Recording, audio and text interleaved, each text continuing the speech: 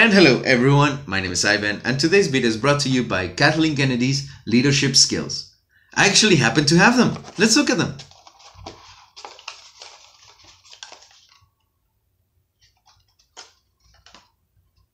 So for all of you that don't know yet, I am re-editing The Last Jedi over in my channel, and something that I'm trying to do the most is to have more fleshed out characters, trying to give them different motivations, different perspectives, and one of them mainly is Luke Skywalker, trying to make him the Jedi Master that I think he is, that we know and love.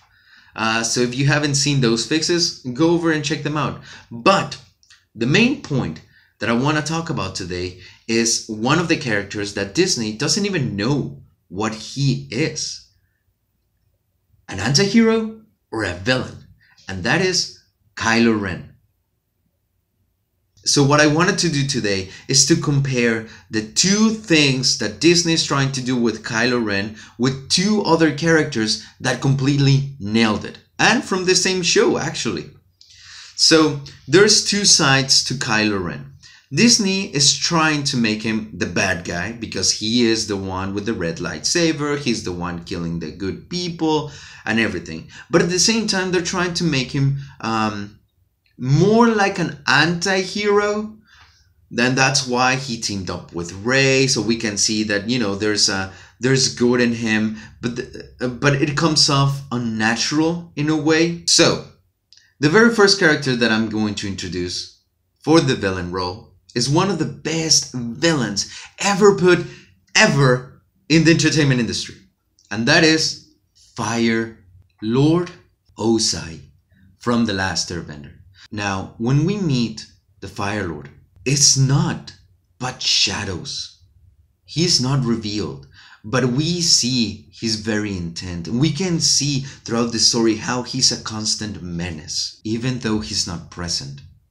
And that is absolutely terrifying.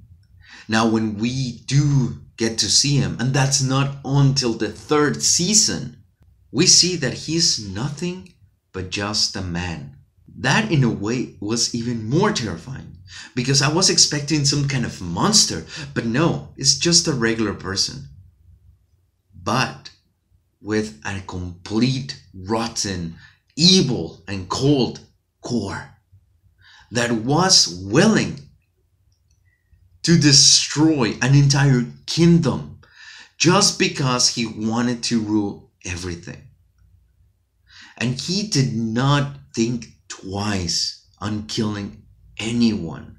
He did not stop himself to second guess any decision that he considered correct.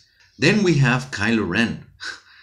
Kylo Ren, just as Fire Lord Ozai, was in the shadows for the beginning of The Force Awakens. And he felt like a constant threat in a way, because we had the First Order being so present. And we, at least me personally, I did feel a sense of urgency whenever Rey and Finn were trying to escape. But then when he is revealed to be just a man, he is just whiny. He is. We see his reactions towards events. It's not cold. It's not calculated. It's not smart. It's just whiny. He throws his tantrum all over the place.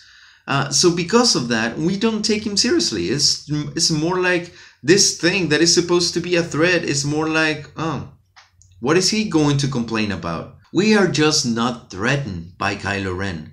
So when he takes off his mask and reveals that he's just a person, the weight is gone completely. Now let's talk about the next thing, and that is Kylo Ren being more like an anti-hero. We have seen him team up with Rey to fight the Praetorian Guards. We have seen him regret killing his mom. So we see these glimpses of goodness, but we never see him actually fulfill or pay off any of that emotional setup. We just don't. And because of that, all of these moments just fall flat and are forgettable. We don't see him regretting killing Leia as an epic moment because we don't see the consequence of it. We don't see him refer to that moment again. We don't see him being remorsed by it. But by far, the most that we've gotten is how he regrets killing his father. So now let's talk about, from the same show, the Avatar, The Last Airbender, the anti-hero. And that is Zuko, the Prince of the Fire Nation.